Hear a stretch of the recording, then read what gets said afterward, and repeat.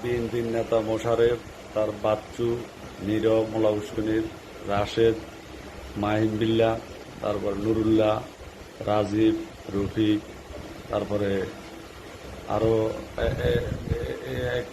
এক থেকে 50-60 জন এলো পাতারি রাস্তার মিন্টু চেয়ারম্যানের বাসার সামনে থেকে মেরতে মেরতে আমার উত্তর বাজার পর্যন্ত নিয়ে গেছে, নিয়ে মশারফের আমের দোকানে রড দিয়ে মারছে, শামসু মহাজনে দাঁড়াই দেখছে।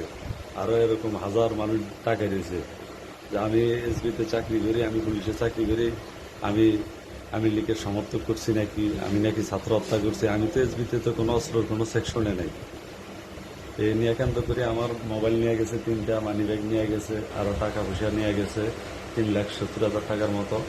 এইভাবে আমার অগাধ পরিমাণ মাইরা পর আমার থানা স্টাফ যে জসিমদাররা যায় আমারে উদ্ধার করে আমারে নিয়ে এসে এই হাসপাতালে আমি তজুমুদ্দিন উপজেলা স্বাস্থ্য কমপ্লেক্সে আমি